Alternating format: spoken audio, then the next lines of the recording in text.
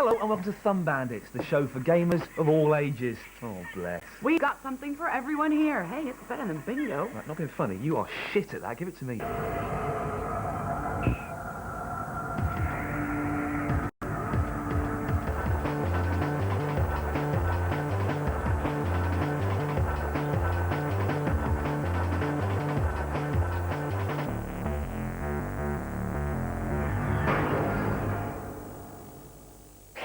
In this week's Lucky Dip of Games.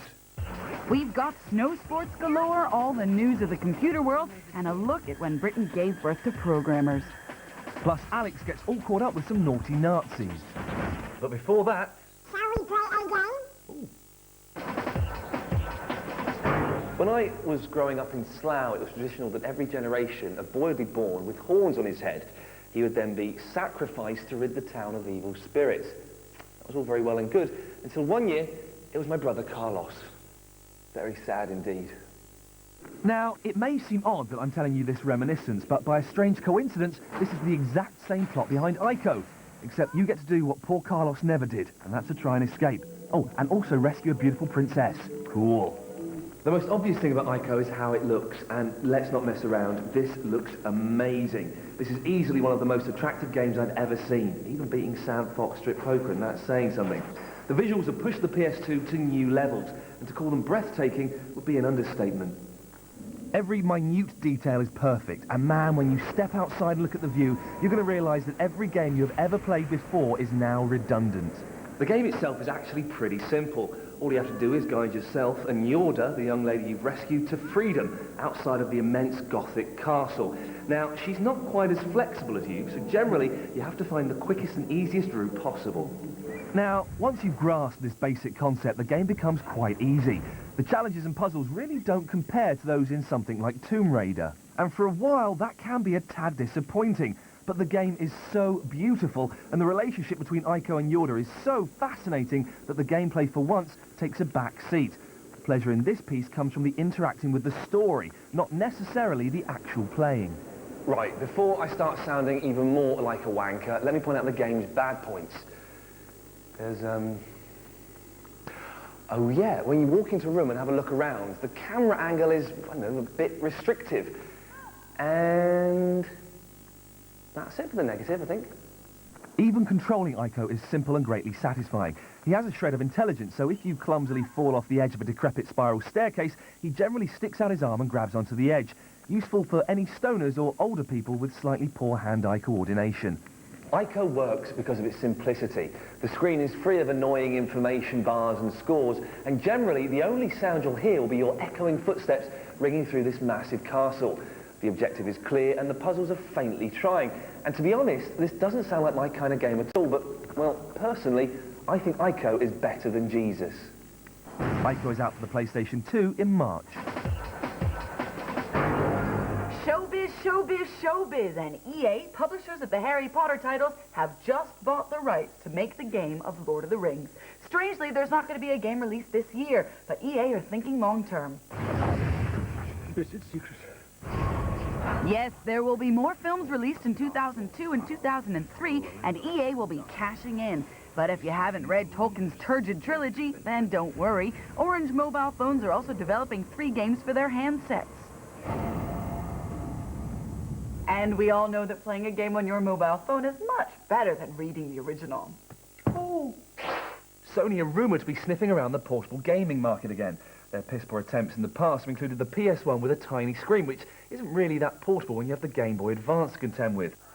A Sony spokesman has hinted that the company is looking into the possibility of creating a handheld device in the next 2 or 3 years. And their view of the GBA? Well, they say the Game Boy Advance is very, very nice, but the display quality isn't attractive enough. Oh, listen to them. Ooh. Online gaming's only for hardcore PC gamers. Well, whether true or no, there's a whole load of us who are a bit too scared to go into the farthest reaches of cyberspace, let alone know what to do when we get there.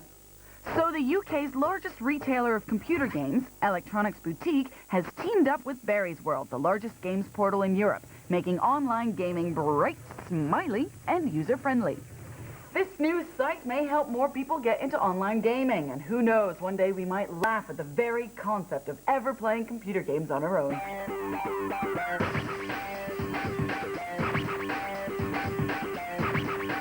You never get a job playing computer games all the time, my mum used to say, and she was wrong, because guess what? I've got a job, and I get to play computer games all the time. But to be honest, any monkey can present a TV programme, it's easy. There's actually a real career where you get to play computer games, get this, all day. Now, being a games tester sounds like it could be the best job in the world, but is it really all Gran Turismo 3 and Tekken, or is it a pure hell of Kiss Psycho Circus and Echo the Dolphin? In order to be good at testing, you need to complete the game. So if you're completely rubbish at computer games, then you're never going to complete it.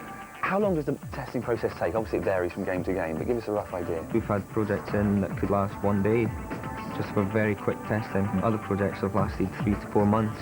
What advice have you taken from them, specifically for Master Rally? In terms of track difficulties, and mostly, as I say, in terms of textures, graphics, pieces of, landscape that may be missing here and there, or that won't allow you to drive across them.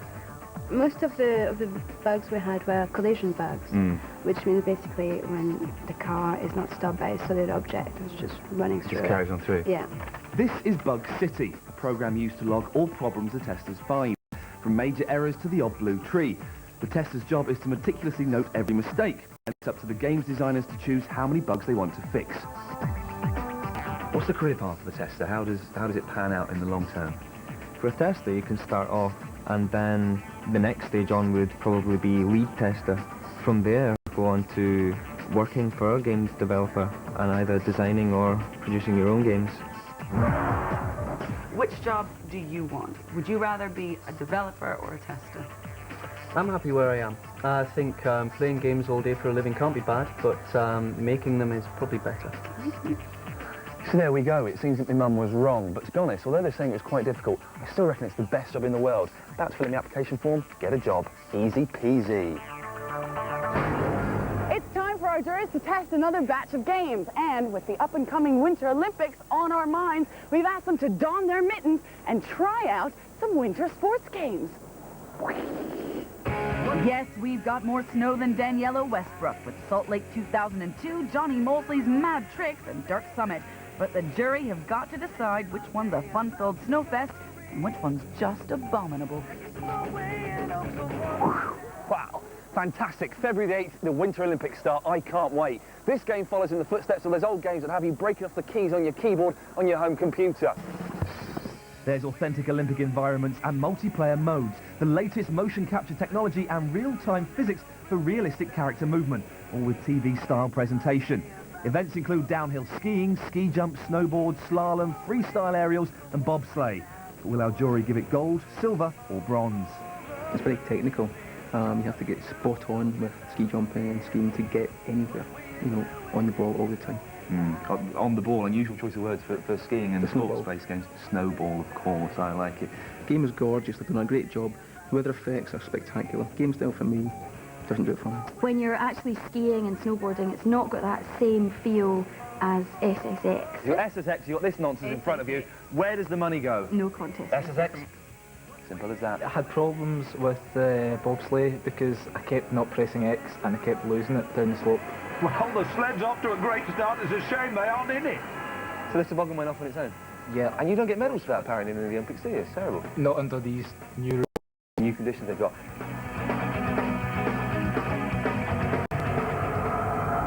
We've had snowboarding, surfing, jet skiing, skating, and BMX trick cycling. Strangely enough, we've never had highly dangerous hijinks on skis. So say hello to Johnny Mosley and remember to bend your knees. You can chuck yourself off cliffs, heli drop on the Everest, and take on Kilimanjaro without the altitude sickness. The version we're playing is early code, and the developers are still adding finishing touches, but is it worth their while? I am a bit of a skier myself, so I am delighted to see that there's a skiing game coming on the market to take on all these snowboarding games. You get to ski in some pretty mad locations, places that don't normally get snow, like Rome and San Fran. My favourite bit was getting to ski over the Golden Gate Bridge. Scott, have you ever wanted to ski through such exotic locales as Rome and San Francisco? Ski, no. Skateboard, yes. Apparently these are the best graphics ever seen in a game. I think it's hard to judge at this stage. I mean, it's still early code and I've got a long way to go yet. At the moment, it's looking like that's a claim I can't really believe in, but we'll wait and see. What do you think about the perfect recreation of your man Bottom? It's very distracting. I feel a lifestyle change coming on here. Rebel snowboarders and sci-fi rednecks. Sounds obvious out loud, doesn't it?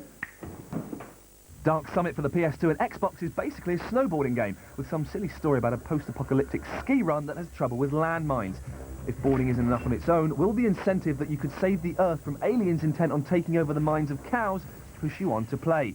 I was really disappointed. I expected some sort of, you know, in the James Bond games you always have a kind of snow mission and it's always quite exciting, and I expected something like that. The missions just seem a bit pointless, really. There's one where you have to jump onto a picnic table and move somebody's lunch off it or something. That's what spies are doing these days? Yeah. There's people hiding in caves. Let's go and get them, shall we? Bloody hell. Take what you've learned and apply liberally. How free roaming is it? Not as much as I was hoping for. I was hoping mission-based snowboard game, you would get to go anywhere and everywhere, but you don't. Have we had enough of winter sports sims? If they're at this standard of game, then yes, but I think we need something new from the genre.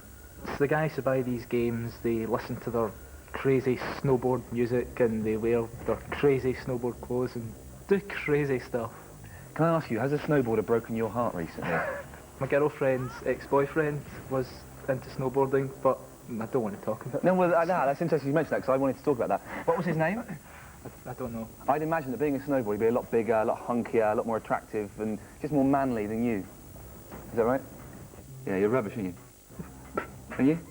You make me sick. You're a shit. Hey, sorry about that. So there we go. In third place is the cocky young so-and-so Johnny Mosley, who needs a slap from his mum, I think. In second place, the mixture of snowboarding and spying with Dark Summit. But this week's clear winner is Salt Lake City 2002. We salute you. Snow's all gone now, but the party ain't over. Alex, a little bit sunny nose just there. Spot on. Stick with us, we'll make men of you, even you ladies. But before that, if you don't like online games or online chitty chat, or if you hate online pictures of me and Alex, then please don't go to our website at channel4.com/thumbandits. And especially don't go there if you hate competitions. We're giving away a PlayStation 2 and a copy of James Bond, Agent Under Fire. Get your ass back here soon, because we ain't finished with you, Sonny. Oh, no.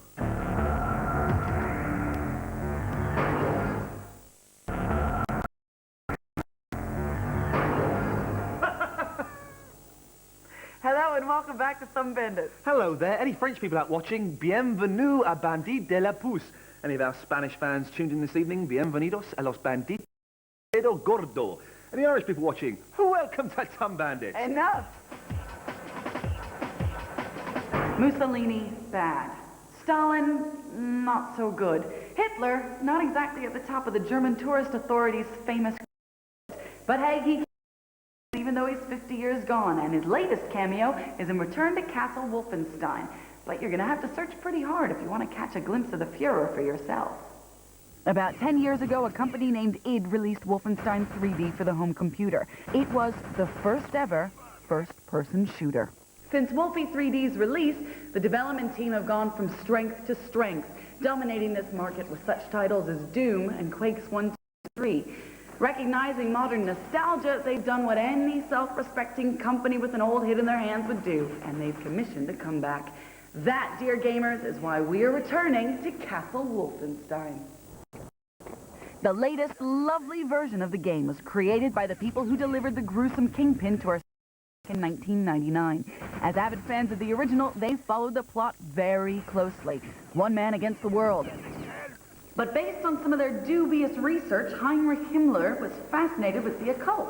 Thus the creation of an SS paranormal division in the game, which you eventually end up fighting against, along with the undead and other mutated creatures. Plus some Nazis. I hate those guys. How does it play? Well, yeah, it's all right. Come on, I've played Half-Life, which revolutionized the first-person shooter world. It was released in 1998, and so far nothing, not even Castle Wolfenstein, even comes close. Single-player mode is okay. It looks good, if a bit beige. It's mission-based, which is a bonus because I need a reason to commit extensive carnage. And it's a nice equilibrium between all-out massacre and Metal Gear Solid-style stealth. It's a bit boring.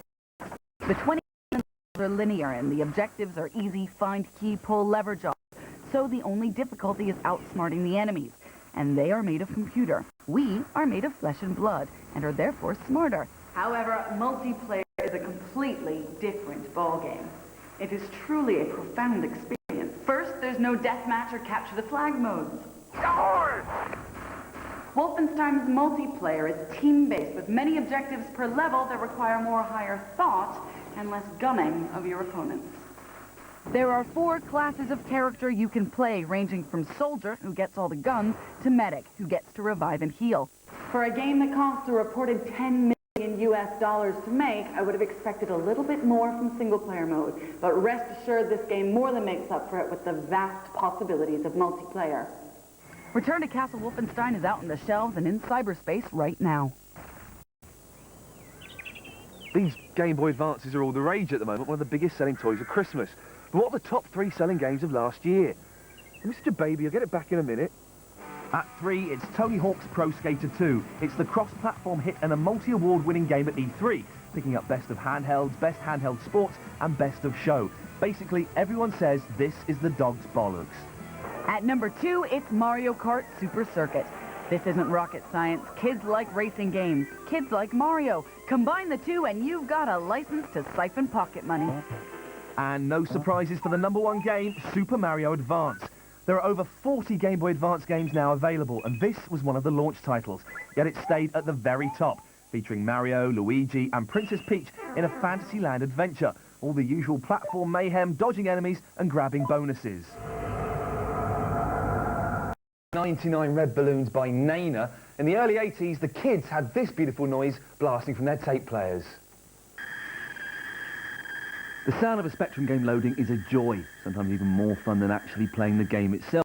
But Spectrum's got a whole generation back into gaming. Today, we salute the Ginger Boffin and the world of Sinclair computers. The ZX80, released in 1980, had gone relatively unnoticed. But a year later, with the launch of the ZX81, interest in home computers was growing. Of memory, no colour or sound, and an unresponsive touch-sensitive keyboard. You may well laugh at the games, but by 1982, Sinclair were making 40,000 ZX81s a month and still could... Plastic is worth fuck all now, but there is one in the Science Museum. Ooh! But the main role of the ZX81 was to pave the way for its hipper, cooler brother, the ZX82, or as it later became, Spectrum. Spectrum was a huge success.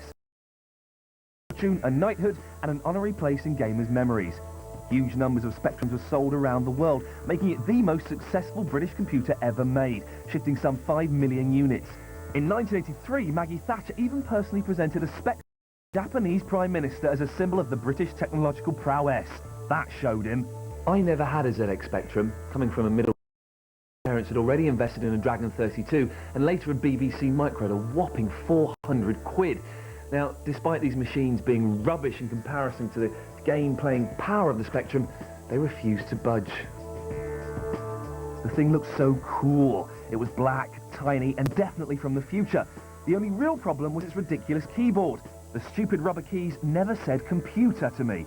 And you had to be a rocket scientist or a 9-year-old kid to understand what each button did. They all had about 34 different functions that supposedly made programming easier. And there was a lot of programming going on. Magazines would print pages of BASIC that we would spend hours typing in the hope of finding a game that was just too good to be released on cassette. Unfortunately, most of the games either crap or didn't even work. But the Spectrum did spawn a whole generation of bedroom programmers. Most learned little more than how to print I am cool all over the screen.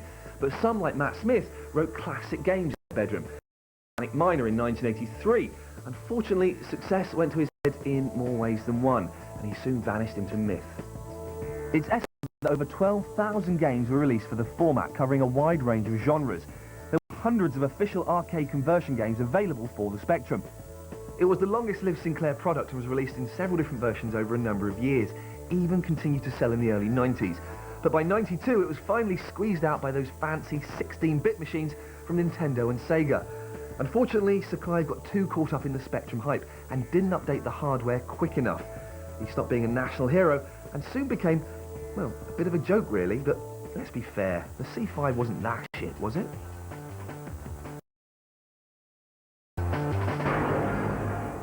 And now it's time to dip into our post out what the viewing public has to say for themselves. That's right, it's a part of the show where you're the star. Let's go straight to an email. It's from Steve from London. It says, Dear Ian, I love computer games, But did you know that your show's title, Thumb Bandits, sounds a bit like Bum Bandits? Well, Steve, thanks for pointing it out, because neither Alex or I did know that, and we're both shocked. We will be investigating it and bringing our report to you later on. Thanks for pointing it out. Gosh.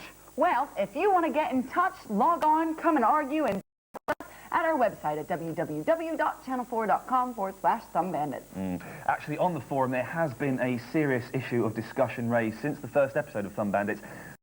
Offence at my slating of the PC game and PS2 game, Max Payne. Well, boo-hoo-hoo, you big fucking babies! Grow up and deal with it! Let us know what you think of the show. In a minute, Ian and I will be going head-to-head in Capcom versus SNK. Things you'll get to see over the next few months. First up, an exclusive, Scooter Races, an Italian, you guessed it, scooter game.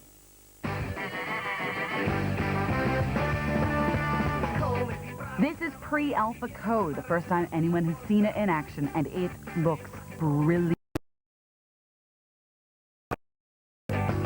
Very much in a similar vein to Jet Set Radio or JSR Future with that 2D cartoon feel. The game is a competition based on skills and dexterity rather than pure speed. The aim is to perform stunts and acrobatics which increase your score and make your scooter better than others. And of course, battle with other riders to accomplish missions. Scooty Races will be completed in July, and even though it's got a stupid name, it'll be released before Christmas 2002. We can't.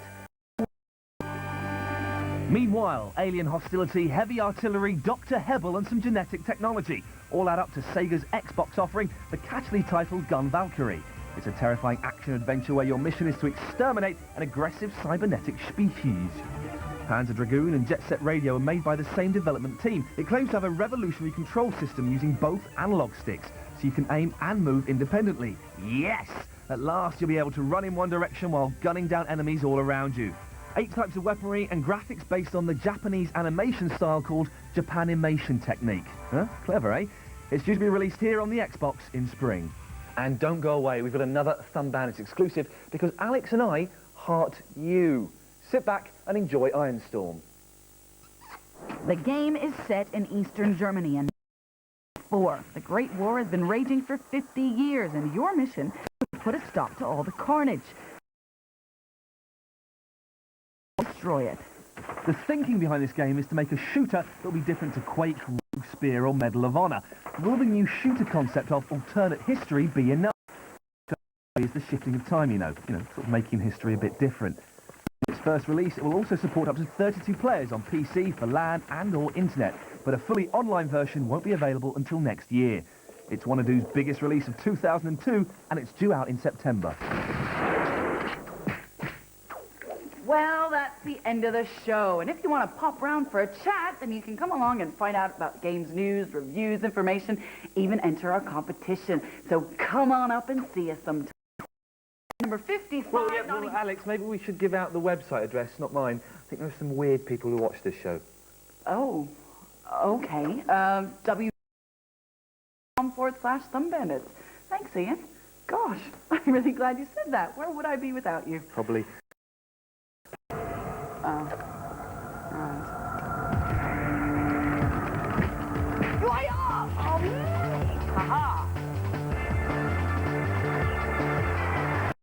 Next week for the heavy-duty Metal Gear Solid 2, Maximo and Cyber Dogs.